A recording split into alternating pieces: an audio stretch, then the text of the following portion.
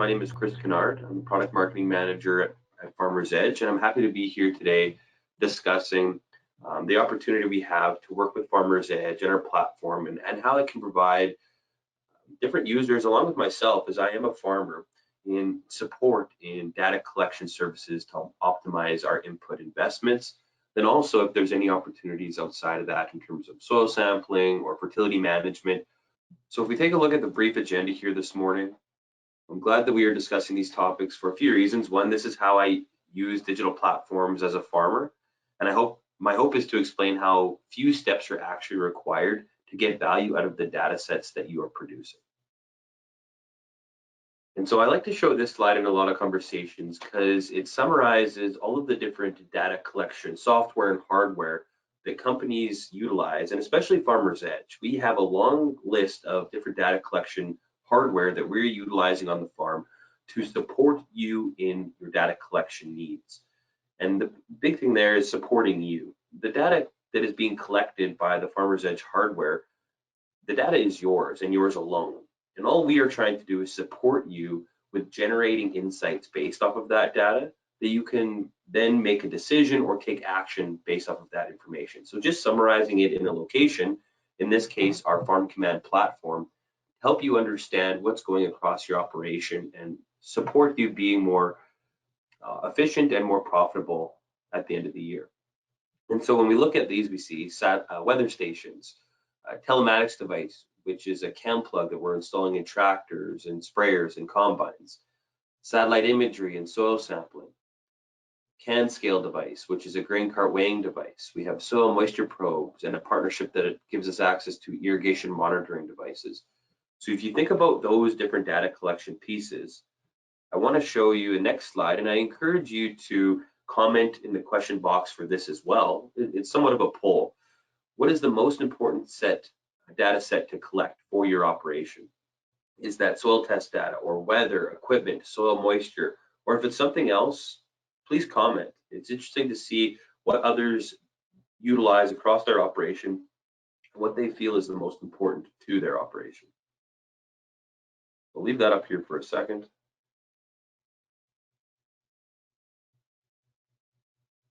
Perfect. So when we consider Farmers Edge as a leader in digital agriculture, we've been building a digital agriculture ecosystem that links the interactive relationships a grower has with various vendors.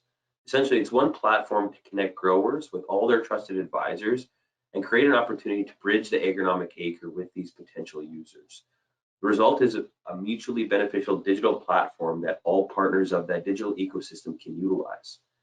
So if you think about opportunities for some of the data collection pieces that we were looking at, how can I share satellite imagery and growth stage models with an agronomist who is doing work for me? I think that if I'm paying somebody to scout my fields, I want them to have these types of resources in their hand so they're going to do a better job for me. Because who does that benefit? Ultimately, it benefits you as a farmer, but there's potential for that data to benefit everybody. You as the grower, the owner of that data, like I mentioned before, but can give access to whoever you'd like. Given that access, you reap the benefits as these folks listed here are all working for and or alongside you to better the relationship that you may have with them. What I feel this conversation comes down to is the flow of data. There's a natural progression that the data sets you're collecting should take when we look from the start of the planting season to harvest and the profit analysis season. When we discuss putting the data to work for us on the farm, we need that to be very simple. And in my experience as a farmer, using ag tech platforms during my career has become way easier. The difficulty now, in many cases, is the decision on which platform to use. Obviously, I'm here as an advocate of Farmers Edge, but I hope as we walk through this experience, you can tell I believe in these methods as an everyday user myself. Plus, there are some added benefits to Farmers Edge versus others. So let's start with a plan. What does our season always look like? Well, plan has a lot of different features. It can be getting equipment ready, to making purchases, to planning applications and making applications, scouting and insurance, and even more areas are creeping into our plans as carbon sequestration and generating offsets is such a large topic of discussion these days. But let's focus on a few of those areas. We want to plan what we will apply, when we will apply it, how we will apply, and overall what costs are associated with each area of a plan. Having an accurate record of this helps us understand how each of the following will affect our plan positively or negatively with reaching our production goal. Some of the factors are out of our control, like weather, but at least we have sources of data collection like weather stations that can help us understand what potentially negative effects have affected our field or reduced our potential that are somewhat out of our control. When using any platform, I think when it's agriculture related or not, reducing manual data entry is very important. We're all busy and do not have time for double data entry, especially of the same information. Because of this, the integration of different sources is important. So the main area of manual data entry that we have our farmers completing or working with our farmers to complete is building a plan. If you're doing it in a spreadsheet today, or if you're using a crop planning platform that is limited to only planning and not supporting your other areas of data collection, then I want you to follow through this process, because I know when I build a crop plan in our FarmCommand platform, the field specific information that I've entered will automatically flow to other areas it's required to give me value of what I'm producing in the field. Making a plan is a simple process. We've designed a layout that keeps farm expenses organized, with expenses like seed, chemical and fertilizer, insurance, land rent, and wages, all in one area. We know the analysis of what that goal is, including all factors. So as we look at the screenshot here, this is an example of a soybean crop plan where there's 3 different applications of a pre-burn application, which we're showing on the screen, a seeding and fertilizing application, and then in crop. So I'm giving it a name, a target date, entering a supply, and an application rate potential that is providing me with what my cost per acre and total cost is, what the supply or how much of the supply is actually required to complete that application. So it's very intuitive to work through, and it keeps this information stored in one place. So again, that I can utilize it in other areas and not have to do double data entry on some of this information I've already entered once. We also want to help visualize the target or the goal. If I spend time entering all of my expense information before I head into the field, and of course add any additional or unplanned expenses in season, I want to see how things are going to play out. And speaking to my personal experience in the past, I would use an Excel sheet for this type of work, being able to enter and adjust all of my targets for yields or targets of selling prices to understand what my break-evens or what my margins will be. What my target revenue is, and what my planned expenses are, and what my goal for profitability is per acre are all displayed in a nice format here, where I can then utilize the different managing of different fields to pull up that information. If it's March 1st, the markets change, and I want to adjust my selling prices, it's easy. If it's March 15th and a target just hit, well, my average price might have went might be more in stone throughout the season, and I can play with those numbers. And so it can be fun to see how different values are going to change based off of what I have planned. And so when we look at the preseason tab of this profit summary, all of my expense values are contributing from crop plans, or the expenses I mentioned earlier of wages or equipment or whatever other expenses accumulated to get me to a point where I'm calculating profitability using the values that are being displayed and calculated in other areas that I've entered them. Now that I've made a plan, naturally we turn a plan into an actual event. That event is applications of seed, chemical, fertilizer, getting into the field and starting some of the data creation and collection. And I say creation because some of the data sets we're generating when making field passes can now be put to more than just traditional uses. So let's take a look at some of those. So remember all the information we just entered into crop plans. We didn't want to re-enter that into an operation tracking, or as we call it with FarmCommand, our jobs. We want that to flow over. So all of the products and rates I've associated with the field just flow into these jobs by pressing a few buttons rather than actually having to re-enter them. So you can see that on the left-hand side. I can create a job from a crop plan.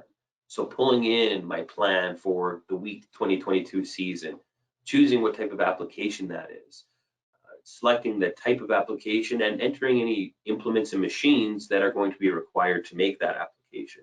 So we get to the point on the screen here where we have a list of all applications that have taken place, the date and time, the implements, the supplies, and of course there are costs associated with that, which I'll talk about in a second.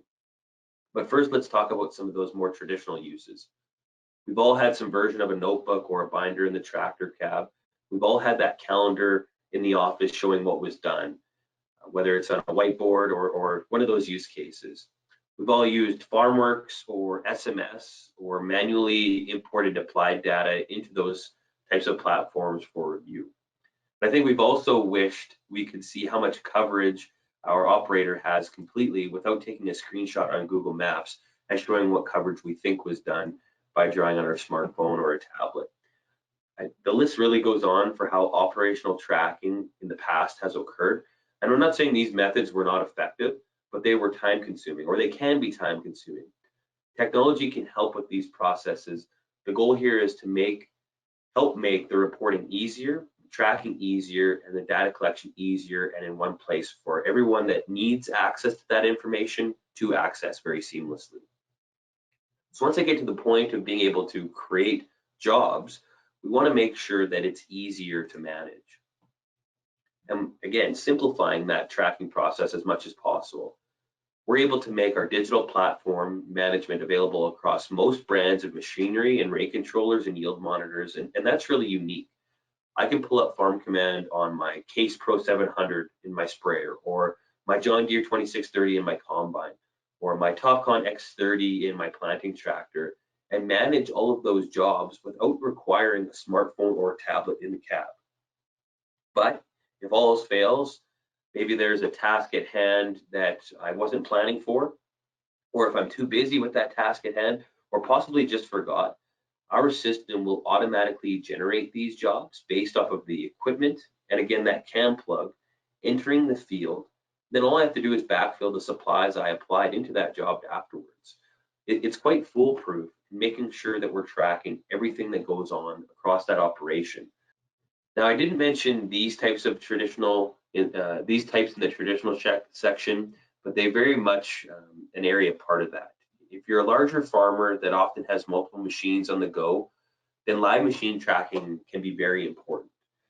When I think about value from the FarmCommand platform, it's often small things that lead to value for my operation. It's being able to pull up live equipment and seeing where my dad is in the field as I'm sitting in the office, or knowing his fuel level and being able to see if I need to meet him on the edge of the field with a slip tank, or being able to look in the past and historical equipment tracking and seeing where the path machine was and did we get that complete coverage, or looking at an equipment report and being able to track my operational efficiency or operator efficiency. So acres per hour or completed acres within a day or a week. All of these for machinery tracking and fuel usage can be extremely valuable. And again, not having to do any manual work to collect that type of information.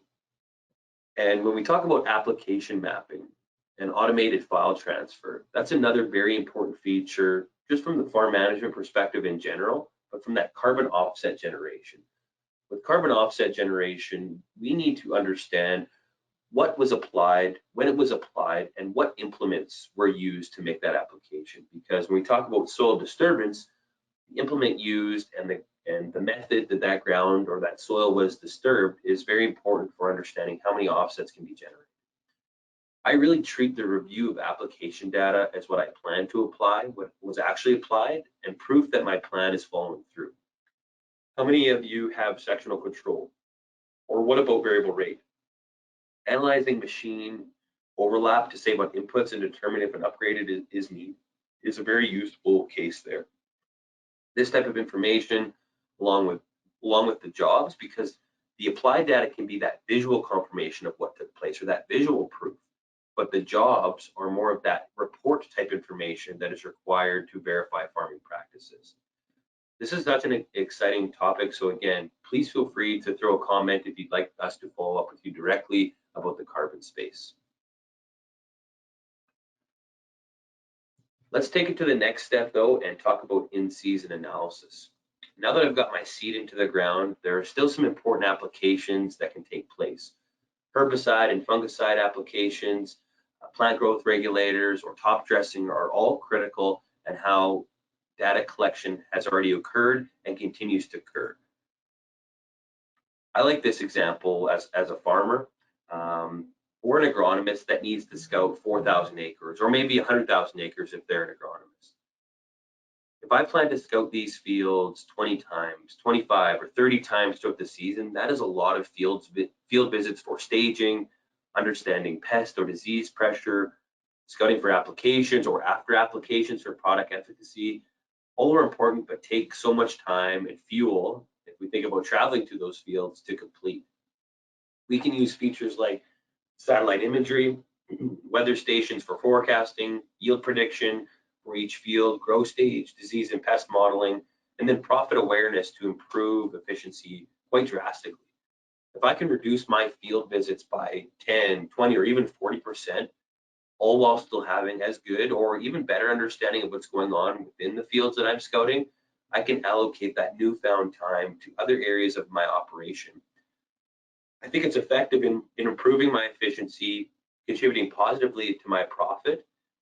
And to go back to the point about sharing information with trusted advisors, if I'm paying for a service that offers features like this and paying for scouting services, I want the folks in my fields to be using these types of data sets so they do a better job for me. It's really a win-win. We are not trying to replace somebody who's scouting fields. We're trying to help them do a better job. All in all, the goal of the data in season is to support critical decision making and understand what risks are potentially having a negative effect on yields. Now let's take the next step of data record review. And as I mentioned before, if applied data is proof of what was planned to applied was actually applied, then harvest data is the report card that scores individual areas within a field, giving us an overall view of production on our farm. Data collection and having a method of reviewing information like seasonal reports, field and yield data, both live and historical, is important for making sure that we learn from the past season and all those decisions we made in the past season. Farming is such a crazy thing in my mind that though it's year round, we only have a certain amount of growing season in our life, and the sample size is quite small relative to other industries.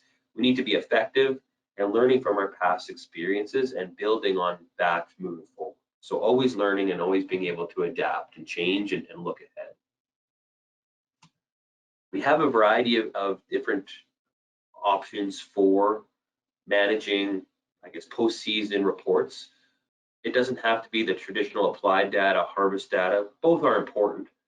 With so many sources of data collection a farmer can access, customization based on needs is an option. So take this seasonal weather summary, for example. We sent this to all of our customers in 2021. It reviews seasonal totals, averages, and really so much more, because we're not only looking at actual farmer's edge weather stations that have been installed on the edge of the field, we're looking at the results of how it can compare to long-term averages. Or maybe you're a farmer who in the past has marked down on the edge of your calendar how much rainfall a particular month has occurred. And you want to be accurate with that, but maybe you've missed some. Let the data collection sources take care of that for you. I think this has been a great resource for our operation, not only understanding what is taking place and when it has taken place, but also the severe weather events that occur. When we talk about opportunities with the digital ecosystem, being able to report not only after the fact in the summary, but live in season, some of these severe weather reports that can generate a claim, like frost or hail. If we know about those in season, we can be very proactive in communicating that with our insurance provider so that we're getting the coverage and the adjustments we need to get a potential payout in support for what we're paying for insurance. So there's definitely lots of opportunity here, but of course, just one of the many examples as we look at that long list of data collection hardware that Farmers Edge can provide. And so the last area that I want to discuss here is profit analysis.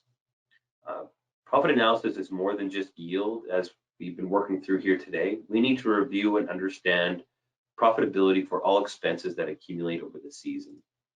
But we do have opportunities to look at different reports for this as well.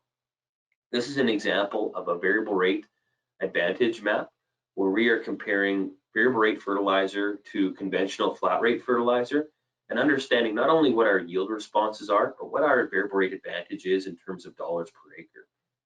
I'll actually zoom in a little bit here. So on the yield response, actually, I'll start with the zone map. On the left-hand side, we can see a production zone map, where each one of these production zone maps is being managed differently with a different input value, so a different NPK and S. As we look on the right-hand side, we can see the yield response within each one of these production zones. We're seeing a positive yield response in the VR, which is the colored ones, versus the flat rate, which is the gray ones. But there's a very slight or small advantage in the zone 7. And in the middle here, what does that relate to us? Well, when we compare the VR to the conventional application, all of the zones are showing a positive return on investment, except for that zone 7. So even though overall across this field, they would have had a variable rate advantage of almost $34 per acre, there's something to learn from this. If historically, a zone 7 is a field that has potential within that zone already, I may look at this and say, well, we could probably reduce our nitrogen value down to 140 or 130 and still receive a positive return on investment and a higher yield than in the conventional, but we're going to have a variable rate advantage that is positive in each one of these production zones. So these types of maps, for those that are new to variable rate or not convinced that it pays, they can be a great resource to tell the story as to what's going on within a particular field and across an entire operation. But of course, we want to be able to summarize that information within this profit summary as well, because now we have our post-harvest tab. So we went through pre-season, in-season, and post-harvest. And now in post-harvest, we're looking at the actual yield that the cam plug device or the yield monitor has collected and using those values to calculate our expense break-evens, our revenue, and then of course, very same with in-season, we're using the completed jobs and farm expenses that have been added to calculate profitability on a per acre and per field basis. So this is all fairly new within the FarmCommand platform in 2022, and probably the area that I'm most excited about utilizing moving ahead into the 2022 season. Ultimately, the message that I'm trying to relay is that data leads to insights, which ultimately leads to an action or decision. The data collection needs to be automatic. So when we talk about weather and equipment and satellite imagery, all of that information just shows up for us within the platform. The insights need to be automatically displayed as well. So when we talk about weather forecasting and growth stage modeling, all of that needs to occur for us in the background for the most part, so that we can, as farmers or agriculture professionals, manage our operations to the highest level and take action based off of that. So the data collection needs to be automatic, the insights generated need to be automatic, and the actions then can be taken more efficiently. When it all comes down to it, everything that we've discussed today, when using Farmer's Edge and FarmCommand, requires me as a farmer to do 2 things. And it's not just 2 things at the start of the year and then I don't have to worry about it. It's something that I'm going to manage throughout the season. I need to, number 1, create crop plans. Number 2, start and complete jobs. Everything else just happens, right? I'm able to create my plan at the start of the season, manage and adjust as I see fit, and then start and complete those application or harvesting jobs as I'm going throughout the season. And then all of those insights that are going to support me in season, like the growth staging and yield prediction and satellite imagery, all just going to show up and allow me to understand my business more efficiently. And our goal at the Farmer's Edge team is just to show you how to access that information, get you started on creating plans and how to manage these jobs, and then where to access all of those different insights, whether they be a report or a model that I'm going to utilize in season.